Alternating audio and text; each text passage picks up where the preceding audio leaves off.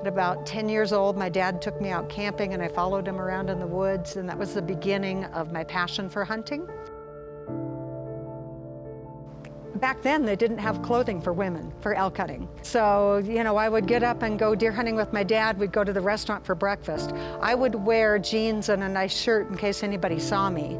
Then I would go put on my dad's old wool pants and boots and my red plaid coat in the car as we drove to our deer hunting spot. I tried to fit in. I tried to be one of the boys. I always tried a little bit harder. It was just a sport that I could do. I wasn't competing with anyone other than myself. Hunting to me refills everything within me.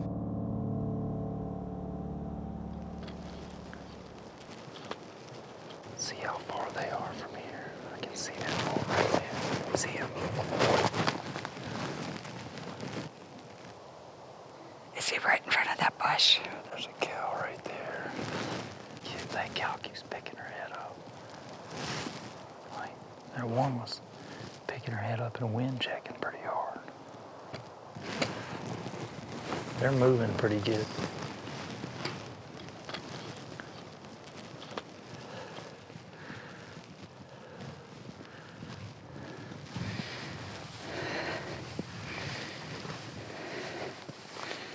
That's the same group. How far?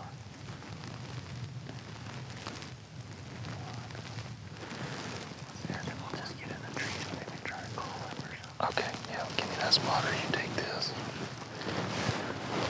He's about 400, so you go right up this tree line. I'll just stay back and watch.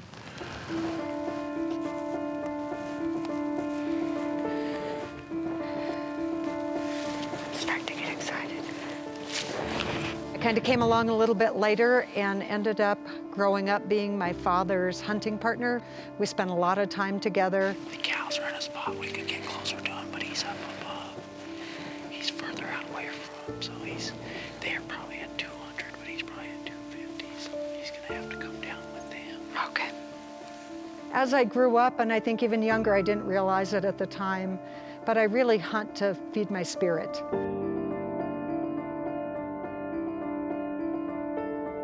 Having a successful hunt is experiencing something in the outdoors that I would miss otherwise. Yep, if he was just a little bit closer. He's good at staying just out of range. You kind of unplug yourself from the busy life that we all lead, and it just really kind of grounds me.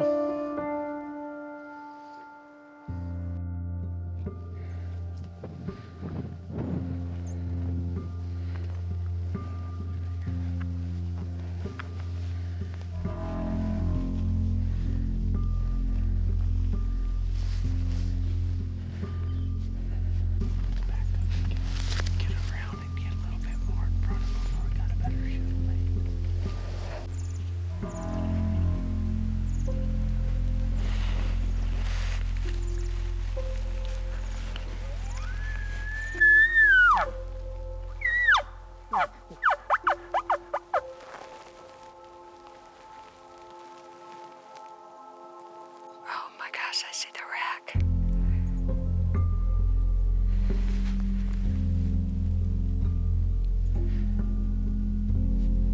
He's right in front of me.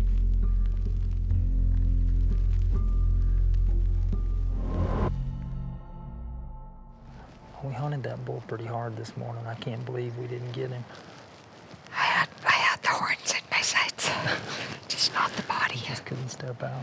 Yeah, too much. You like the cover. We'll find another bull. We may find this bull and be able to make a better game plan. So. Okay.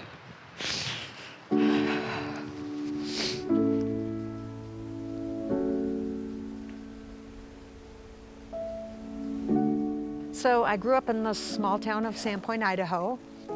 My dad set a great example. He was very involved with a lot of conservation groups in Sandpoint. I would go to meetings with him as I grew up. I became a committee member at the local level of our Selkirk Crest chapter, worked banquets. We've got the bull out there at about 382 yards. They're trying to figure out what direction he's going so that we can get a little bit closer. When an opportunity came for me to be a board member, I was so honored. We've got the wind in our favor, so we should be able to sneak up a little bit. And with an organization that will make a difference, has made a difference in past work and for generations to come with their conservation work, their advocacy work. I just truly believe in the values of the Rocky Mountain Elk Foundation.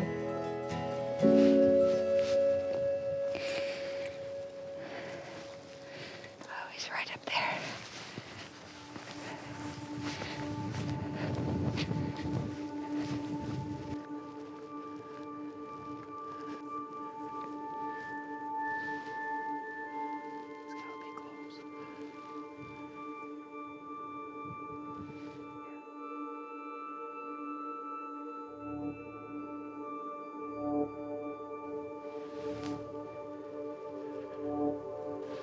I just had to get out of the open. He's right behind the tree.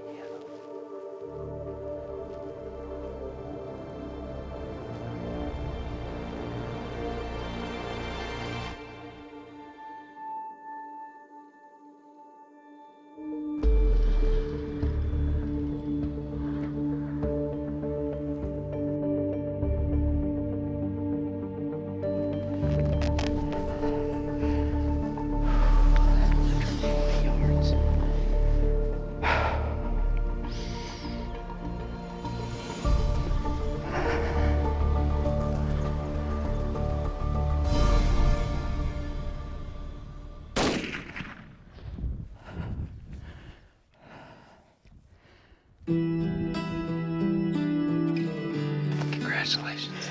Oh, man. You get up. You know, she's the real deal.